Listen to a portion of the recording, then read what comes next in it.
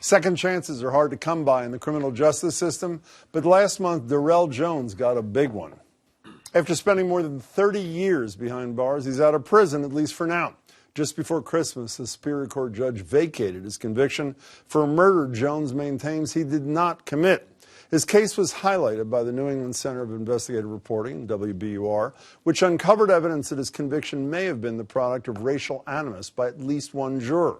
On top of that, there was the video testimony used to help convict Jones, which the court determined was tampered with. It briefly cuts to a 1950s TV show, potentially omitting key exculpatory evidence. Today, Jones is out on bail while prosecutors decide whether they want to retry him. He joins me, along with Jenifer McKim, senior investigative reporter for NECIR, who's been digging into this story for years. Good to see you, and great to meet you, Darrell. Thanks so much for being here. How'd you feel when your lawyer came and told you that you were going to get a new, well, your conviction was thrown out and you might get a new trial? Oh, surreal. What does that mean, surreal? Did you expect, do you think you were going to die? You were life without parole. Do you think you were going to die in prison? Oh, no, I wasn't going to die in prison. Why did you think otherwise? Because I didn't do it. It's impossible to die in prison if I didn't do it. But you did 30 years for something you say you didn't do. Where was the optimism coming from? The optimism for me came from, like, just something my grandmother put in me. You know, my mother and my grandmother, they just put it in us. My grandmother, just so you know, they offered me a 4 to 8 on this case. I would have went home back then. That's when murderers were going home on weekend passes, first degrees. And you didn't take it because you didn't do it? I didn't. My grandmother said, you know, you didn't do that, so you don't need to take it. I would have went home in 4 years. You know, Jen, first of all, congratulations on great work here. Great. And from my reading of this thing, a couple things. Misconduct in terms of this tape, which appears to have been tampered with, and racial bias reported by a white juror on an all-white jury, saying that at least one or more jurors suggested they didn't believe this guy because he was black. Is that not correct? How did you find the juror who ended up telling the story to the judge about these other jurors? How did you find her? So we started investigating Darrell's case. I'd met him in prison, and he decided to open up all his documents and his whole story to us, and we started just tracking everything down. We ended up calling, actually, Bruce Gellerman from BUR, called up the juror. She invited us into the house, and she immediately was just, it was like she was expecting our call, and she wanted to tell the story. She'd always regretted that she had convicted She was the last holdout, from what I read. She was. You know, the thing I also don't understand, when I'm reading more about this case, beyond the tampering with the tape and the judge not believing the cop in court recently at a hearing who said, I didn't tamper with it, I didn't have the skills, the judge said, I don't find that to be credible. Correct me if I'm wrong. I also read that the lawyer who represented Darrell, one had represented 2 or 3 of the police officers who testified in the case and didn't disclose it to Darrell. Is that true? Not just 3 of the officers. He represented the Brockton police firm from the captain on down. How is that, not if that's true, since that is true, you're looking at me like it's... Well, I'm just telling you, that is just one of the many parts of that story. How can that in and of itself, if you don't disclose it to your... Well, he learned about it in one of the first days of trial. In the third day of trial, he tells me, after they already testified, oh, those guys are represented, I didn't tell you, I forgot. So the other thing that was amazing to me was that this attorney billed only 14 hours of work before the case came up. He hadn't interviewed any of the witnesses. And wouldn't let his client sit next to him, but had to sit behind him, which means he couldn't consult with him. I sat in the docket by myself, never talked to him. You know, I can tell him... Can we say one thing? You can say whatever you want. We looking at me.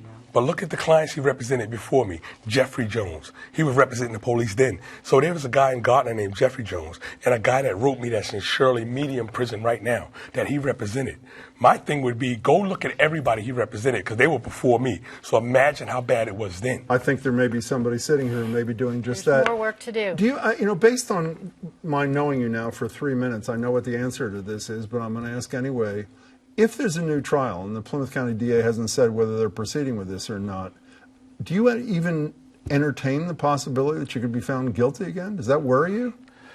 I'll be there like a birthday cake, waiting to see this performance. But if there was an injustice 30 years ago, why can't there be an injustice? I'll tell you why. When I went to prison, I was a black kid, right, in Brockton, in a courtroom where the victim family wasn't there. They closed the door on the media when they showed the tape. No one was in the courtroom, but my grandmother, my mother, we don't know no law. They couldn't do that today because the reason I'm really out of prison is because people were paying attention. If people paid attention and listened, this could have never happened. You didn't testify in the case. Can you say right here you didn't have anything to do with the killing of Guillermo Rodriguez? I'm the only representative for me and the victim right now. Nobody cares about him. You didn't do it? Of course I didn't do it. No one cares about him. Let's be clear of that. Not that his family doesn't care. They knew it wasn't me on the street, so they never came. To this day, they've been contacted, and they don't involve themselves. Can you explain to me, I know you don't represent the Plymouth DA, but I don't understand. If in the trial itself, there was no eyewitness who identified Darrell in court, there was no motive presented, there was no physical evidence. That was in the trial itself. Now we add to the fact that there's racial bias on the part of at least one juror, not to mention misconduct around this key testimony, this key video testimony. Why are they, one, they opposed his being released from what I understand of that hearing on bail, and two, what possible reason could there be for retrying this man based upon this? I'm perplexed, frankly. I don't know exactly what would happen. I don't exactly. And when the prosecutor in his last visit to court talked about keeping him in jail, they said that one of the witnesses was a key witness in the case. I spoke to that woman, and she told me that she doesn't believe Darrell did it, that she believes he was set up. So I don't know. So I have to address that. I have to address that to make it clear. The prosecutor that argued in court, if you go back and watch the television, the shows that were there, that prosecutor was not the prosecutor who'd been fighting to keep me in. This prosecutor popped up just on that day. He didn't even know what he was talking about, and the judge said to him, "You know that's dead. You know that the cops, that's dead." The judge told him. How angry are you about losing 30 years of your life?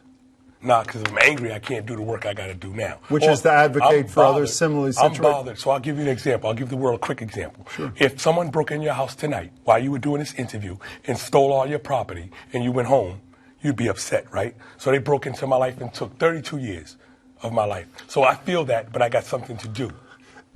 If they decide not to try you, Darrell, if the Plymouth DA decides not to try you in this case, there won't be a finding of not guilty. There will just be a conviction that was thrown out on your third attempt. Is that enough for you? Is that enough satisfaction to not hear a jury say not guilty? I went to jail in the name of Commonwealth versus Darrell Jones. I keep saying this. You know who the Commonwealth is? You. Me. I know your that. family. They say that they prosecute people in the interest, right, of you. And you don't even know I'm in jail. So all the people watching this, I did time for you. And you are not calling the prosecutor now saying, "How did you do that in my name?" As an advocate, when a kid comes up to you and says, "Can I trust this justice system? It did wrong by you, Darrell Jones. Can I trust that it will treat me and my family and my neighbors fairly?" What do you say to that kid? I say, if you face it, if you never put your head down for them. When I went into jail, superintendent to this day, they must be watching this going crazy because they couldn't stop me from talking in the jail. And this, I'm out here now. So that's a wrap. How you feeling?